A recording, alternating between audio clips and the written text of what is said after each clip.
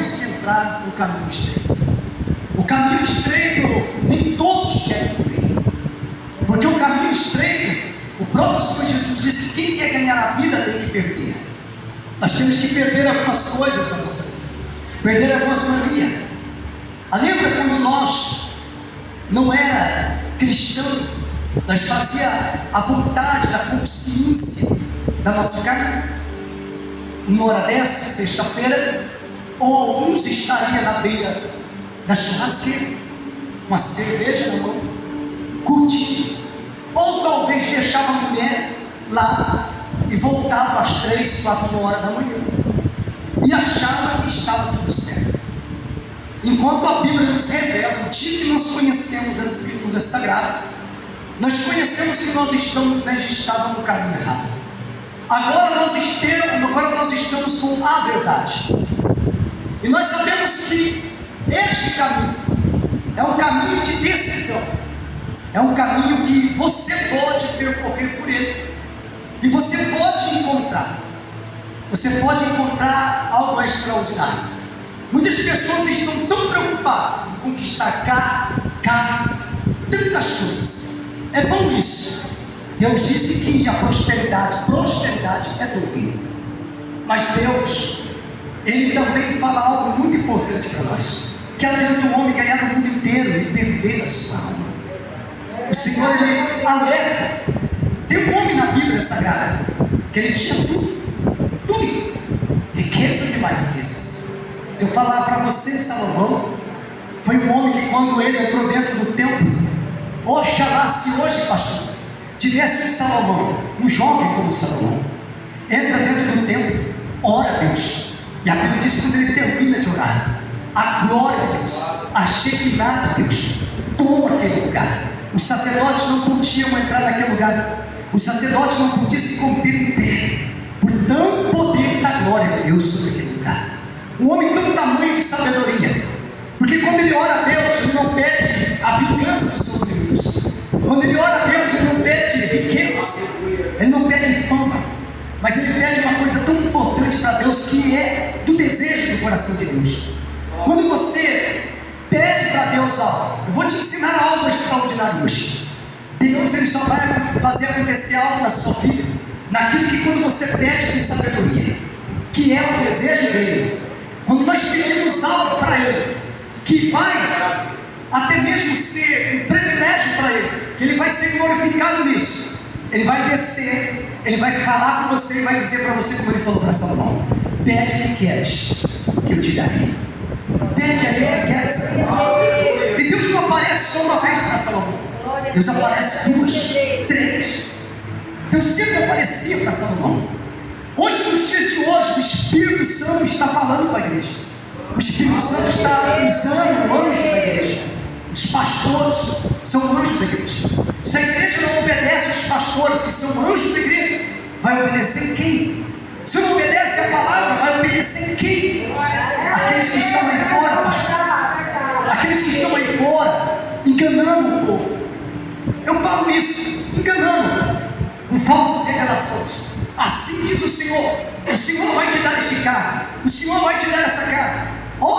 Deus me revela a sua identidade. Irmão, para que isso? A única coisa que Deus está preocupado é de salvar a nossa alma. O diabo, eu aprendi uma coisa tão tremenda com o diabo, lendo um livro de Mark Dugard. Ele disse que o diabo ele tem um dom extraordinário que muitos crentes não têm. E esse dom falta em muitos crentes. Fala para o seu irmão, qual é, pastor? Fala para ele assim: o dom da paciência. O diabo tem uma paciência para tragar uma alma. Ele tem uma paciência para tirar o ser humano da presença de Deus. Hoje nós podemos falar assim: não, pastor, eu jejum, eu oro, eu leio a Bíblia, eu levanto de madrugada às 3 horas da manhã. O diabo só fica assistindo de camarote. Ele não pode tocar naquele que é cheio do Espírito Santo, mas ele pode esperar uma brecha, apenas uma brecha, para destruir aquele que é cheio do Espírito Santo. E essa brecha é perigosa. Ele pode entrar e pode acabar com a vida da pessoa, pode destruir não só a vida dela, mas toda ela. Ele tem uma paciência tão grande, que o único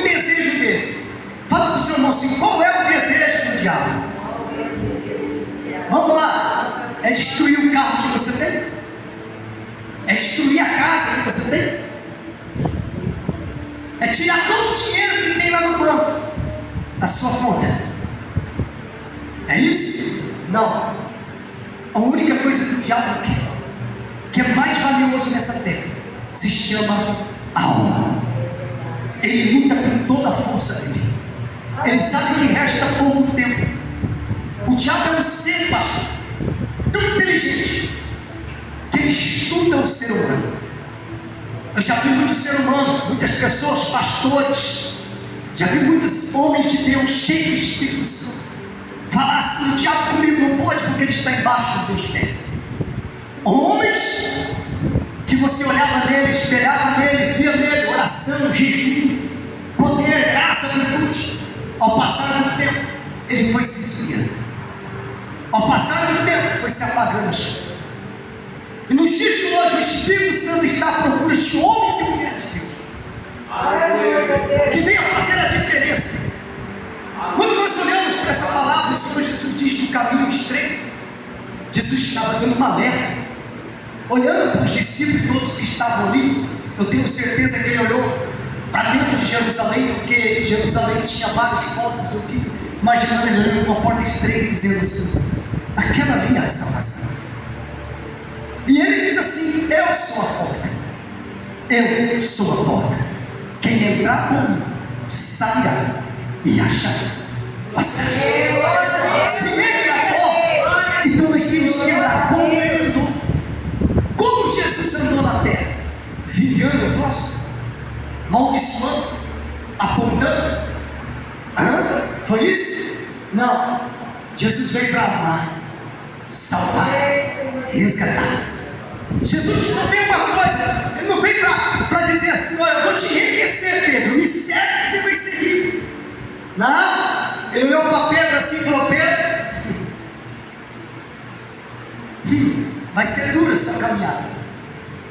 No final da sua história, eu vou pegar nas suas mãos, Pedro, e vai te levar você para o lugar que você não quer ir. Você vai ser perseguido por causa do meu nome. Quando ele escolheu Saulo de Tarso, que era chamado Saulo, mesmo do nome de Paulo, quando ele chama Saulo, ele fala para o profeta, e o profeta fica com medo de ir. Assassino, falando: não, ele diz: vai lá que é um vaso. Eu escolhi. Não importa o que ele era no passado, não importa o que ele foi, eu escolhi ele como um vaso. Para me entender, as pessoas podem olhar para você, olhar para o seu passado e falar assim: ela pregando? Quem é ela? Quem é ele? Mas o Espírito Santo fala assim: não, ele para mim é um vaso escolhido. Fui eu que chamei, fui eu que capacitei. Quem faz é Deus, não é o homem. Se você colocar Deus em primeiro lugar na sua vida, tudo vai bem. Vamos lá. Olha o que o profeta chega e fala para Paulo. Paulo, assim que você tu vai ter uma caminhada maravilhosa, foi isso? Não. Paulo, tu serás perseguido por causa do meu nome. Há uma perseguição tão grande, Paulo. Em outras palavras, Paulo, você vai sofrer prisões. E Paulo era alegre. Paulo era tão alegre que quando eu leio as cartas dele, eu fico admirado. Porque quem é o homem hoje? Quem é o homem que ama mais a morte do que a vida? Paulo fez isso. Paulo disse: se eu viver é Cristo, e se eu morrer é ganho, é lucro. Quem é o camarada hoje que faz isso? As pessoas têm medo da morte. Quando vê um camarada no caixão, apavora. Por quê? Porque não sabe a vida do outro lado. Porque não conhece a vida do outro lado. Mas eu sei alguém que conhece a vida do outro lado, e ele deixou escrito. Se você quer saber como que é a vida do outro lado após a morte, é só ler o Novo Testamento. Jesus ensinou. O que mais falou de demônios, o que mais pregou sobre o inferno foi Jesus. As pessoas têm medo, pavor, quando fala de inferno, quando fala do pecado, quando fala para largar o adultério, quando fala para largar a bebida, o cigarro, a prostituição, tudo isso. As pessoas não querem ouvir mais. As pessoas falam assim: ah, pastor, o povo não vai vir mais na igreja. Pega mais letra aí que o povo não vai vir na igreja.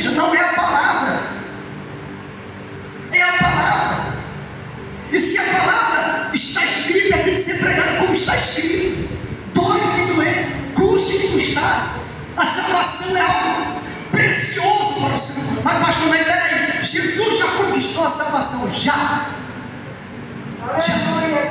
Está ganho para todos. Eu vou te explicar a diferença da salvação do justo com o ímpio. O justo, quando ele não conhecia Deus, agora ele conhece, não tem mais desculpa para o pecado dele. Jesus escreve em João assim, ó: agora que eu estou na terra, ele falou para os fariseus, não há mais desculpa para o pecado. Não tem mais, porque nós conhecemos a verdade. E a Bíblia vai dizer que era melhor que nós não conhecêssemos, porque se nós conhecemos e praticamos tudo o que é errado, nós vamos ser condenados pior do que Sodoma, pior do que aquele povo. É o que o Senhor Jesus fala. Este é o caminho estreito. O caminho estreito na nossa vida é tantas coisas que às vezes nós olhamos como Ló. Sabia que tem crente Ló? Tem crente Ló que ele é abençoado por causa de Abraão, que está dentro da igreja, ele está abençoado, mas ele é Ló. Ele quer ir para Campinas de Sodoma.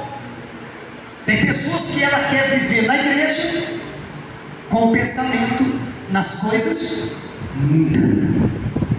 Não tem nada a ver não, pastor. Já viu aquele ditado que tem agora, os novos casamentos que tem? Já viu os novos casamentos que saem por aí? Casamento de contrato de 6 meses. Casamento que você não precisa, você tem que fazer, não, faz o contrato é que você não perde a pensão. Vai nesse contrato, se Jesus voltar, fica.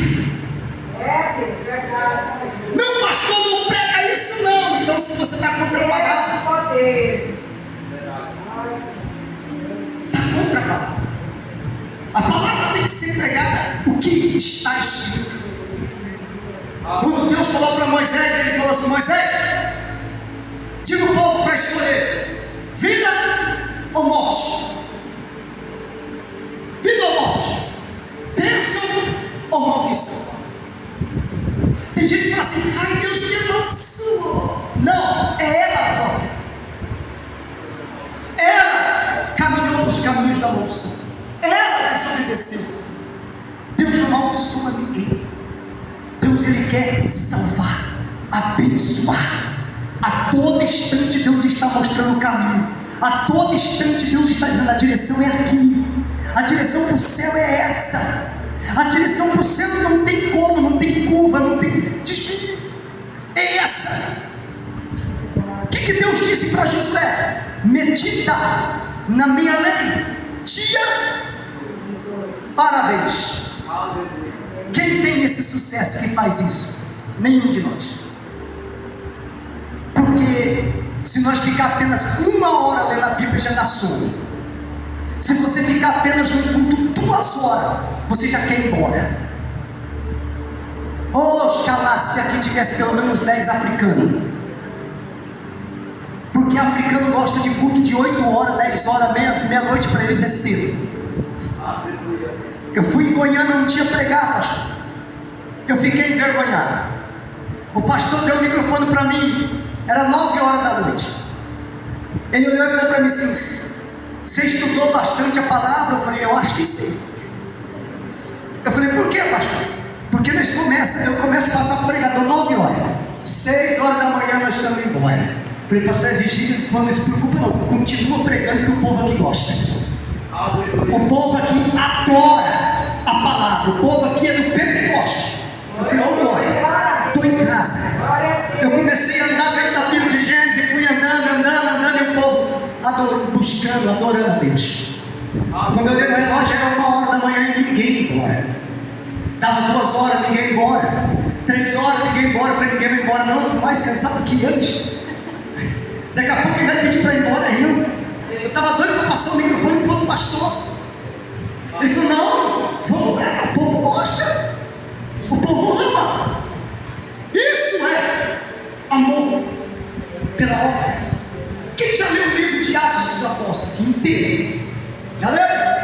Oxalá! Se nós encontrássemos uma igreja como aquela igreja primitiva. Quem aqui tem 2 casas? envergonhado não. Quem tem aqui? Ninguém. Ninguém tem duas casas aqui. Tem uma só. Mas pensa se você tivesse duas. A Bíblia vai falar assim, ó. Lá em Atos dos Apóstolos, se tiver uma viúva, ou um órfão, ou um pobre, pegue uma, vende e dá aos pobres.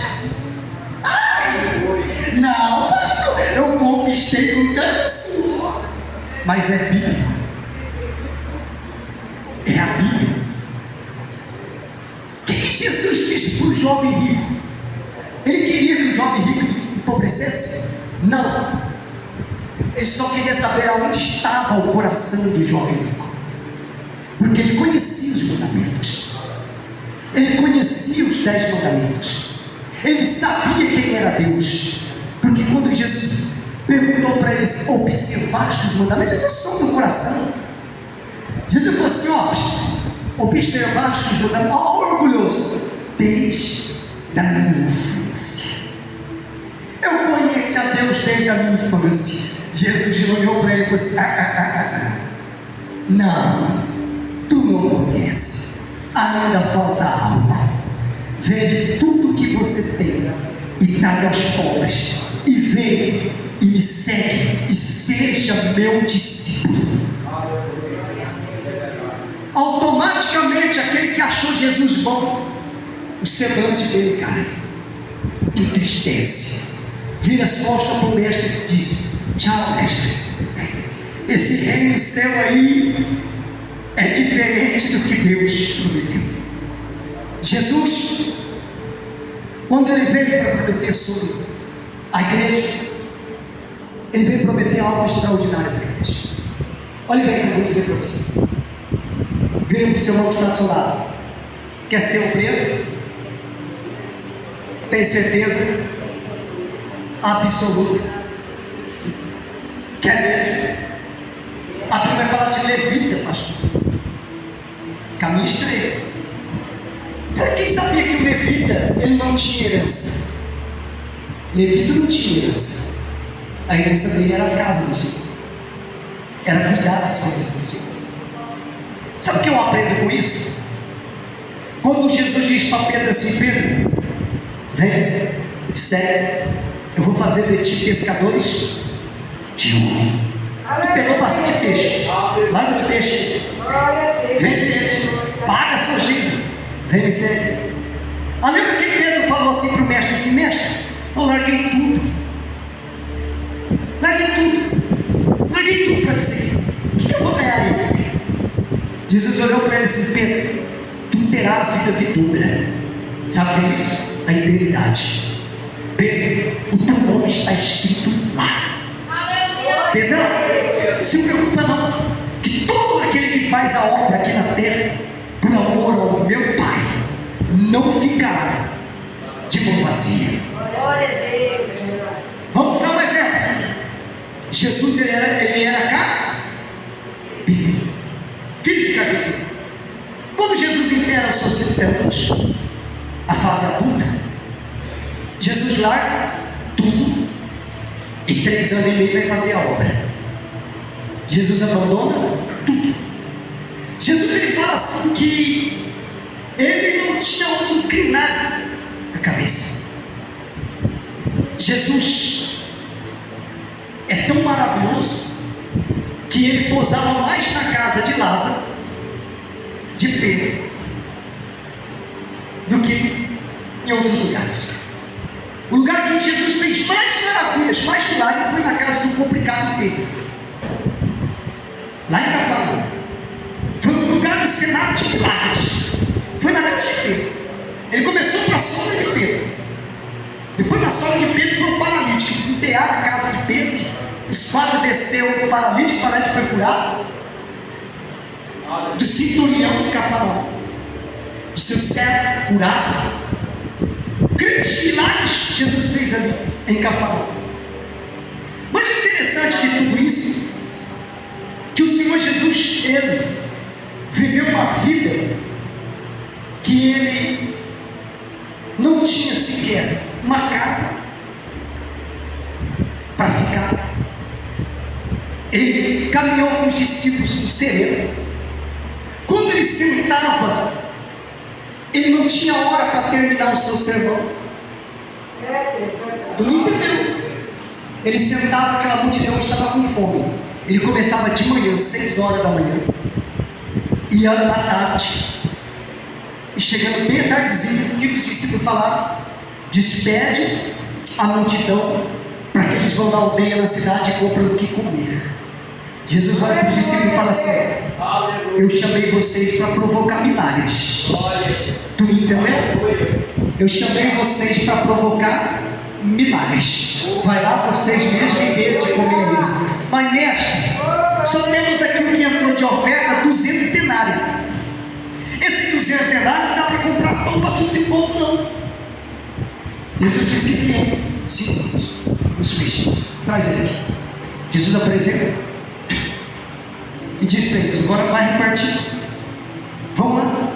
Eu já agradeci o Pai. Vamos lá, dai a voz de comer a eles.